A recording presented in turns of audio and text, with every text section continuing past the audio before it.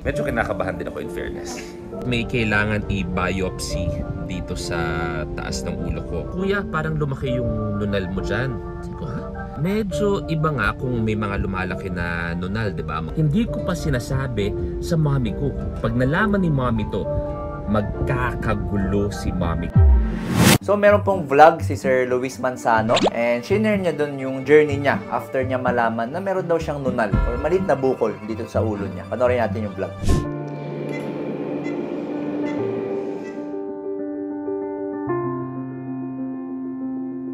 Medyo kinakabahan din ako in fairness. Okay, so I think ito yung operating area na kung saan either ibabiopsy or tatanggalin yung bukol. So dito nakalagay, no? So kita natin dito yung bandages. Dito, mukhang ina-extract na nila yung bukol. So, hindi nasa ang pagkakataon, kailangan kong magpa-biopsy. Again, ang biopsy po, ginagawa yan para malaman natin kung benign ba, ibig sabihin mabait na bukol, or malignant, or cancerous na bukol, or yung bukol na kumakalat sa ibang parte ng katawan. Dito sa taas ng ulo ko, parang ang biopsy, kung hindi ako nagkakamali, ay i-check kung cancerous or not, kung malignant or benign. Tama po, Sir Luis. Nire-recommend po yung kadalasan kapag yun nga, may mga bukol. Kasi yung bukol po, pwede yung dahil sa infection, pwede rin namang dahil may pamamagalang, pwede rin maging bukol yun. And syempre, pwedeng cancerous or mga benign na bukol. Napakarami po kasing iba't ibang bukol sa katawan natin. So, bukol sa ulo, bukol sa baga, bukol sa tiyan. Akala ko dati pa, nunal. So, medyo maliit lang pala, no? Kung makikita natin dito talagang sa bunbunan, no, ni Sir Luis. Ito yung marker nung surgeon kung saan niya plano tanggalin or i-excise yung bukol. So, kita natin medyo pinkish ng onte, hindi naman siya ganun mapula. And yung paligid ng bukol, yung balat na nakasurround doon sa bukol, mukhang malinis naman. Akala ko dati pa, nunal. Kaya niloloko ko yung mga tao na matalino ako, may nunal ako dito, may nunal ako sa paa. Kaya pala alis ako, may nunal ako sa bibig. Kaya madaldal ako. At may nunal ako dito, kaya matalino. Pag may nunal sa kamay, swerte, no? Swerte yata, lagi nagkakapera ang kamay. Ako sana totoo. Inaayusan ako ng makeup artist, hairstylist ko dyan, si Jo Garcia. Hi Jo, thank you very much. Kung saan, alam naman niya na may nunal ako dito. Okay. Nung nakapa niya, sabi niya, Kuya, parang lumaki yung nunal mo dyan. Kuya, lumaki yung nunal. Sabi ko, pakikapa naman. So, ito yung mga example ng mga incidental lang. Hindi sinasadyang may nakitang kakaiba dun sa mga bukol. Kadalasan kasi kapag yung bukol, kunyari sa baga, may mga nararamdaman na yung pasyente kapag medyo malaki na. Kunyari, inuubo lagi, dumadahak ng dugo, okay, nagbabawas ng timbang. Tapos may mga bukol din sa baga na maliit pa sila, so wala pang sintomas na pinapakita. And then, incidentally, kunyari, nagpa-x-ray, nakita na may maliit na bukol. Kumbaga, mga blessings in disguise po yan. Kasi nalalaman natin na maaga na merong something sa katawan natin. And dapat ma-address na agad yon as soon as possible. Lalo na sa mga bukol-bukol kasi early detection is the key. Medyo iba nga kung may mga lumalaki na nunal, di ba? Mga marks na ganyan. Parang isa sa mga pwede ay melanoma. Parang it could be skin cancer or parang... So tama po si Sir Luis, no? Isa yan sa mga tinitingnan natin kapag mga nunal na medyo lumalaki. Ang melanoma po kasi cancer of the skin yan. So yung mga melanin, yung may mga pigment tayo sa balat natin, di ba? Kaya ganito yung kulay ng balat natin. Medyo brown kayo, manggi. Yung mga melanin medyo dumadami sila or yung cells na nagsisikret ng melanin dumadami, nagiging abnormal and yun, nagiging bukol, nagiging cancer. So tandaan lang po natin, kapag melanoma, may 5 senyales tayong dapat tandaan para i-watch out natin. Uy, talaga bang melanoma to or baka nunal lang? Ito po yung letters A, B, C, D, E. So, letter A, ibig sabihin merong asymmetry. Hindi po pantay yung pagkakagawa or yung itsura nung nunal nyo. Pwedeng may uka sa kabilang gilid, tapos sa kabilang gilid medyo smooth. Asymmetrical siya, hindi siya bilog na bilog, parang kakaiba yung shape. B, yung borders. Kapag yung borders po niya, ganun din, hindi smooth, hindi mo ma-drawing ng ballpen, hindi mo malinyahan yung gilid niya. Tapos pwedeng baliko-baliko o kaya parang irregular yung gilid. C, yung color. Kapag nagbabago po yung kulay. Kunyari ako, meron akong nunal dito. Ayan. Ito, medyo matagal na tong nunal ko na yan sa kamay ko. May nunal po ako dyan. Hindi ako matatakot na melanoma yan kasi hindi naman po nagbabago yung kulay. So, lagi lang siyang black. Ngayon, kung yung nunal nyo po from black, sabihin natin naging medyo violet, medyo red, maganda po kung mapacheck. D, diameter. O, ibig sabihin yung sukat. Kung lumalaki siya, yung kagaya ng kay Sir Luis, medyo lumaki. E, ibig sabihin evolution. Nagkakaroon ng bagong features. Yung dati yung nunal mo, hindi naman siya makate. Ngayon, parang kumakati na siya. Dati, wala naman siyang mga scaly, hindi naman siya mga flakes. Ngayon, parang medyo may mga langib-langib na. niya, maganda po mapacheck. As always, ipapacheck ko sa doktor. Kasi kadalasan, di ba, yung mga nunal na suspected, kita mo yan sa kamay, sa mukha. Malay ko ba kung ano nangyayari dito pala sa taas? Si Doc, sabi niya, it looks okay. Okay, it looks okay.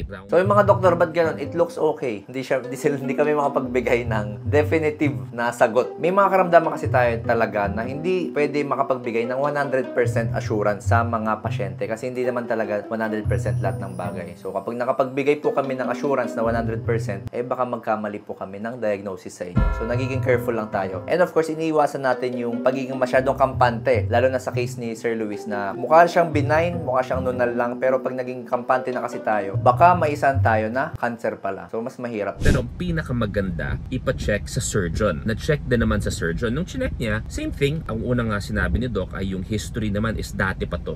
Hindi naman to sudden growth. Kung yung nunal nyo po biglang nagbago ng itsura, sabi natin 2 months, biglang nagbago ng itsura or 3 months, medyo suspicious. Pero kung years na yung ganung itsura, tapos dahan-dahan siyang lumalaki within a span of 5 years, kunyari, medyo mababa yung chance na cancer siya. Sa itsura nga nito, parang kung ako sa mga nakita ko dati, parang siyang sebaceous cyst. Ibig sabihin, para lang siyang cyst po. May tubig sa loob na namumuo. Yun yung tingin ko. Hindi natin masasabihan kapag walang biopsy. Tingnan natin sa dulo kung anong diagnosis nila. Pero yung the fact lang na, parang never mo naiisip na pagdaraanan mo yun na, uy, may kailangan i-biopsy sa'yo. Ang cancer kasi, it's one of those things na kahit sa kalaban mo, hindi mo i-wish yun. Ang dami kong mga kilala na unfortunately, na nadali na ng cancer. Okay, so tama po, no, cancer kasi kapag yan ay tumama sa isang pasyente or sa isang tao, dahan-dahan nagde-deteriorate sila, dahan-dahan pumapangit yung health status nila kasi nga dumadami at minsan may mga cancer pa na hindi makontrol. Kumbaga may mga aggressive type na cancer na kahit ginagamot mo na, ang hirap-hirap gamutin, ang hirap-hirap hulihin. May mga cancer din naman na madali. Kumbaga pag na-detect mo na, gamutin mo, ikimo mo, mataas ang chance na makapag-survive again yung pasyente. Ang pangit niya ngayon kasi ang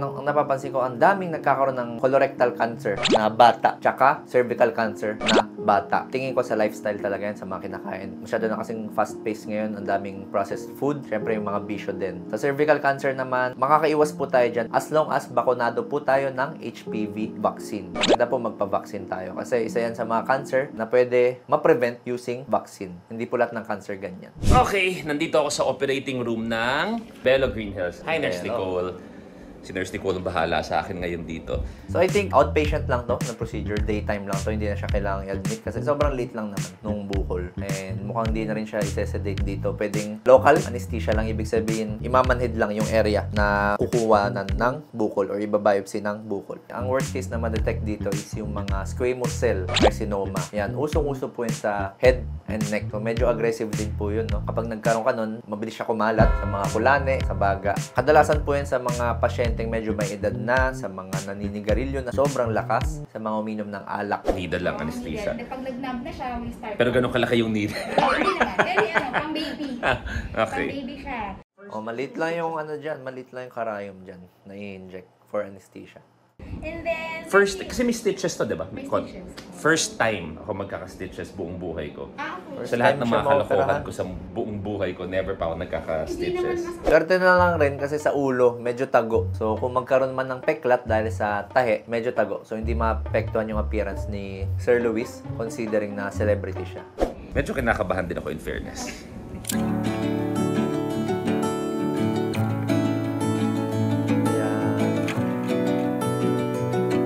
Hindi na siya rin kailangan i-shave, no? Kasi sobrang late lang po nung bukol na na-detect. Kung medyo malaki yan, dapat ahitin po. Tanggalan ng buhok para sterile. Malinis po yung operating area. Yung blue pen na, yung ink na. Yan. Yan yung hihiwain, kanya malaki. So, ilang millimeters lang yan, no? Tapos ito nga yung marker ni Doc. Diyan siya hihiwa. Diyan siya, kumbaga, kakayurin. Itong malit na bukol na to. Actually, di ko pa makikita. Obviously, makikita ko na yan pagka nagka-preview ako. Mark, bahala sa akin, ha? Yes. Mark, tawa ka may kamay. So kung i-correlate natin dun sa A, B, C, D, E ng melanoma, practice tayo, tingnan natin. So asymmetry, tingnan natin, asymmetrical ba siya? Hindi ba siya pantay yung borders niya? Mukha namang pantay kasi bilog na bilog yun. Medyo oblong lang yung drawing yata ni Doc. Pero yung mismong bukol, bilog na bilog. Mukhang symmetrical siya. B, yung borders. Mukha bang uka-uka yung gilid? Mukha bang irregular? Mukhang hindi naman. Mukhang smooth naman siya. Color. Yung color, hindi tayo makapag-comment kasi hindi natin makumpara sa dating itsura nito. Kung ano ba yung kulay niya dati. Diameter, hindi rin yung size. Although subjectively, sabi nung hairstylist ni Sir Luis, lumaki daw kasi nakakapanga. And yung E, evolution, di rin natin makompare. Mukha naman siya walang mga pangat Wala siyang mga pamumula or pagkakaroon ng mga scale dun sa balat. So, kung ako yung doktor na titingin, pares yung sasabihin ko, mukha siyang hindi cancer, mukha siyang inflammatory, mukha siyang pamamagalang or mga cyst. Pero still, di tayo makapag-commit 100% kasi kailangan ng biopsy. Hoping and praying na benign naman. But ano lang to, precaution lang. Yes. Kumbaga. Mas maganda. Dahil nga bad trip. So, it's not one of those things na nagigising ka sa isang araw tapos sinasabi sa'yo, pabayo. Okay, so naalala ko tuloy yung hindi ko lang kung napanood yung skit na ginawa ko na kung saan yung isang pasyente, sumasakit yung dibdib, dumagdag sa anxiety niya, tapos nag-search pa siya sa Google. So, isa po yan sa iiwasan nyo, yung mag-Google ng mga sintomas nyo. Kasi hindi po yan nakakatulong sa anxiety nyo. Bagkus, nakakadagdag pa po yan. And of course, ilan sa mga tips, kunyari nagdadaan kayo dito sa mga may inabang kayong resulta, may hinintay kayong resulta, may mga buwang bagabag sa inyong mga kung ano-anong pakiramdam, maganda pa rin na makipag-usap po sa inyong doktor kasi siya po yung tutulong sa inyo para malaman at masolusyonan yung mga nararamdaman nyo. So, yun, gising naman si Sir Luis, no? Hindi naman siya kailangang patulugin. Conscious naman siya. Tapos, ito yung pinaka-anesthesia, pampamanhead. Para lang tinutuli. Para lang nagpapadentista talaga. Okay lang, nasaktan man ako dati. Nahanap ko ng para sa akin. Ayun. Grabe, ang mga banat. Ayop. Okay, so very good na patient si Sir Luis kasi hindi siya malikot. Okay. Talagang steady lang siya. Makakatulong po yan sa surgeon or sa doktor na mapadali yung operation. Mas madali po tanggalin yung bukol. Mas madaling turukan ng anesthesia. Ako ba to? Hindi. Okay lang. Okay, mami, humiwala May yung machine lang yan. Diba yung machine naman, papakabayin pa yung pasyente. Dapat in-off na yung alarm. Magkano ang tagal, Doc, bago mawala yung effect ng anesthesia? Bilis lang to, mga ilang minutes lang to tapos. Masakit yan mamaya. Medyo. Kaya you have to take something for it. So ito tinatay na po, sinasara na po yung sugat. And napakababaw lang naman. Tapos syempre after nan yung kinuwang bukol, ipapadala po sa pathology, sa laboratory para tingnan sa microscope, alamin kung benign or malignant. Para wala nangyari. Sobrang liit lang. At ito ang rason kung bakit tayo nandito ngayon. Liit lang. May buhok pa nga May buhok pa Kapag ganyan po, very good sign. Talagang benign siya kasi kapag tinutubuan po ng buhok yung bukol, ibig sabihin buhay na buhay yung mga tissues na nandyan. Kasi pag cancer, hindi na po yung tutubuan ng mga buhok-buhok. Wala na. Iba na yung itsura niya. Pero ito parang may mga hair follicles pang nasama. So maganda po yung itsura. At least natanggal na. Baka ano na lang to, mga cyst lang. 1 week after.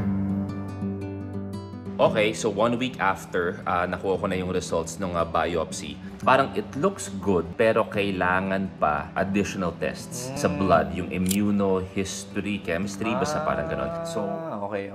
Immunohistochemistry. Under pa rin yan ng pathology, sa mga laboratory pa rin yan. Another test siya para mas maging specific po kung anong klase ng growth or kung anong klaseng bukol yung nakuha sa inyo. Mas accurate siya, kumbaga. Mas sure tayo na benign siya or malignant siya.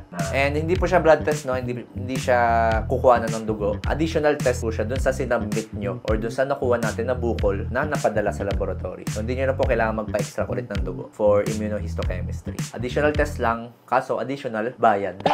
still, tuloy-tuloy ang dasal. We'll see. Mga 2 days yata yun yung results. So, tatry ko magpakuha ng dugo mamaya para dun sa test na yun.